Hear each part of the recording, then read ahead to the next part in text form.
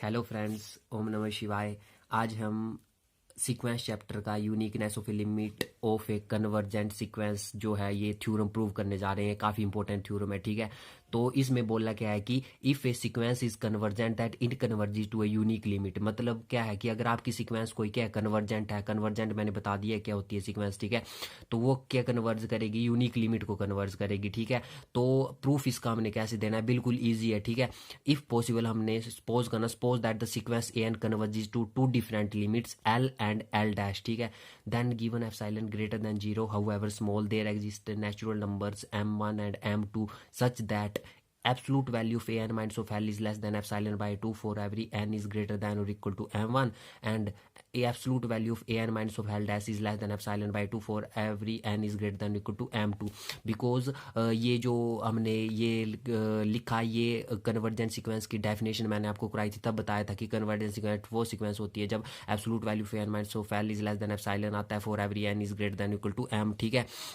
But यहाँ पे अब दो लिमिट्स ले लिया आपने L and L dash, that's why we use two times here A N minus of L absolute value is less than epsilon by 2 for every N is greater than equal to M and A N minus of L dash is less than epsilon by 2 for every N is greater than equal to m2, ठीक है। अब आपने कोई एक natural number लिया m जो कि क्या है मैक्सिमम, ये कंडीशन लगा दी आपने कि जो m है वो मैक्सिमम है m1 एंड m2, ताकि हम क्या लिख सकें इसको, therefore A N minus of L is less than epsilon by 2 for every N is greater than equal to m लिख सके, ठीक है। And A N minus of L dash is less than epsilon by 2 for every n is greater than और equal to m, ठीक है। अब आप क्या करेंगे, अब आप यहाँ पे absolute value of l minus of l dash लेंगे, ये देन आफ्टर आप क्या करेंगे, जो a n है उसको सब्ट्रैक्ट करेंगे एंड ऐड करेंगे। देखो यहाँ पे माइनस a n है, यहाँ पे प्लस a n है, ठीक है। ये कट जाएगा, ठीक है, एक दूसरे से, तो इसको ऐड और सब्ट्रैक्ट, दैट्स वाई हमने किया, इसमें कोई चेंज नहीं हुआ, ठीक है।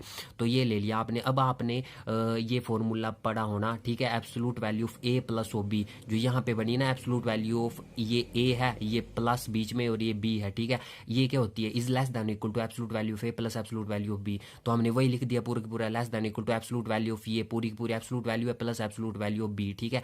अब आपको पता होगा कि अंदर अगर कोई भी एब्सोल्यूट वैल्यू नेगेटिव है ना तो पॉजिटिव में चेंज हो जाती है। तो ए एन माइनस ऑफ एल लिख दिया हमने, ठीक है। तो इसका कोई फर्क नहीं पड़ा क्योंकि absolute value of negative number, जैसे एब्सोल्यूट वैल्यू -3 लिखते हैं आप, ठीक है, जैसे ये लिखा आपने एब्सोल्यूट वैल्यू -3, ठीक है। तो ये 3 के बराबर ही होगी, ठीक है। तो नेगेटिव वैल्यू पॉजिटिव में चेंज हो जाती है, दैट्स वाई हमने A N minus of L लिखा, ठीक है। प्लस फिर देन आफ्टर एब्सोल्यूट वैल्यू भी एज इट इज लिखा है A N minus of L dash, ठीक है। तो ये जो डेफिनेशन लगाई थी हमने, कौन सी, ये वाली, ये किससे लेस होगा, एप्सिलॉन बाय 2, और दूसरा भी किससे लेस होगा, ये एप्सिलॉन बाय 2 से। तो हमने लिख दिया लेस देन एप्सिलॉन बाय 2, बीच में प्लस था, प्लस और फिर से एप्सिलॉन बाय 2।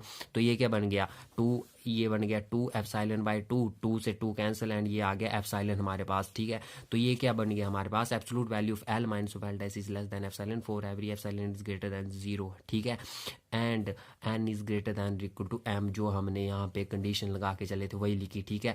तो हमें पता है कि ये जो एप्सिलॉन है ना, एप्सिलॉन, इसकी वैल्यू 0 और 1 के बीच में लाई करती है, that's why L minus of L dash is equal to 0, ठीक है। And L is equal to L dash, therefore our supposition is wrong, ठीक है। तो हमने ये पूरा की पूरा प्रूव कर दिया कि uniqueness of a limit of A convergent sequence, मतलब कि अगर सीक्वेंस कन्वर्जेंट है तो वो कन्वर्ज करेगी कोई यूनिक लिमिट को, यूनिक मतलब कोई स्पेसिफिक सी लिमिट होगी उसको कन्वर्ज करेगी यूनिक लिमिट को, ठीक है।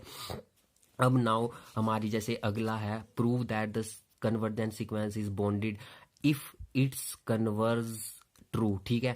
And is it's converse true, sorry, ठीक है। तो हमने ये प्रूव करना है कि कन्वर्जेंट सीक्वेंस क्या है। एक तो हमने प्रूव कर दिया कि ये कन्वर्ज करेगी कोई यूनिक लिमिट को। सेकंड हमने प्रूव करना है कि कन्वर्जेंट सीक्वेंस क्या होती है, बॉन्डेड होती है। बॉन्डेड इन द सेंस कि इसका एक तो लोअर बॉन्ड आता है, एक अपर बॉन्ड आता है, ठीक है।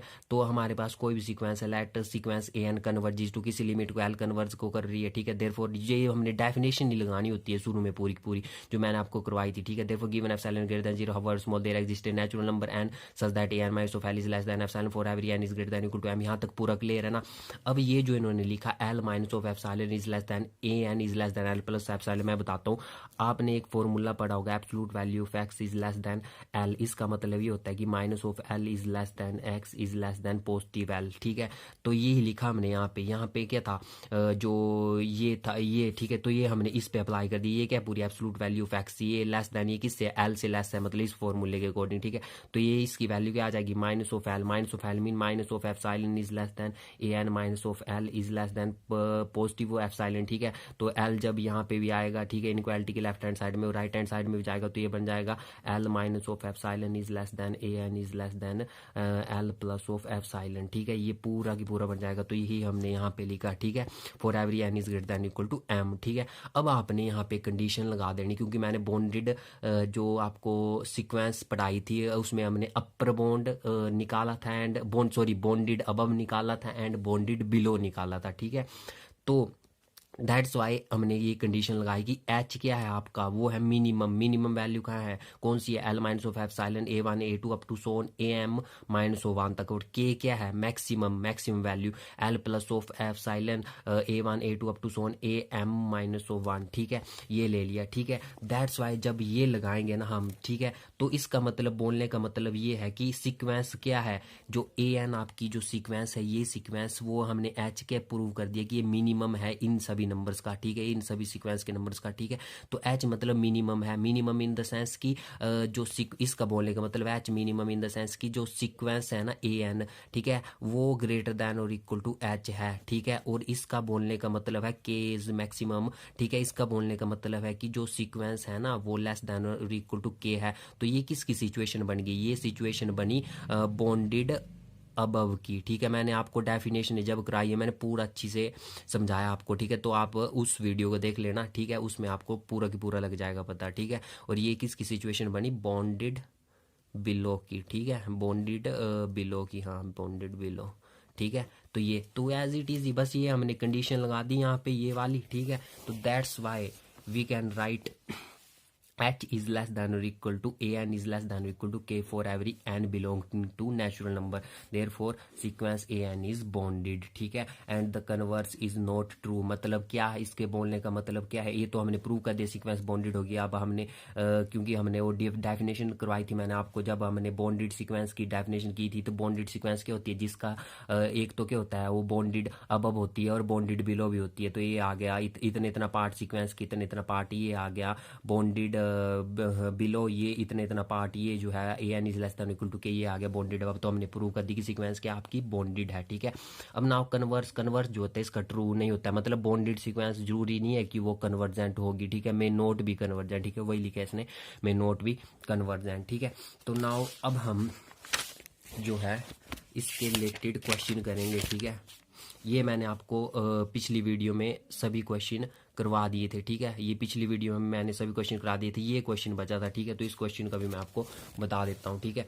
जैसे ये क्वेश्चन था आपका, ठीक है, AN इज इक्वल टू कोई सीक्वेंस है आपके पास, लिख दिया आपने sequence is equal to 1 plus 1 upon में n raised to power n, ठीक है। ये आपकी कोई सीक्वेंस है, फिर n क्या है आपका नेचुरल नंबर है, ठीक है। तो AN की वैल्यू आपने ये लिख दी, ठीक है। अब आपको एक फॉर्मूला आपने किया होगा, क्या है वो, binomial theorem, that's called binomial theorem, binomial, ठीक है, बाइनोमियल थ्योरम, ठीक है। इंग्लिश मेरी थोड़ी वीक है, ठीक है, तो ज़्यादा इस पे जाने, मैथ समझो भी है ना।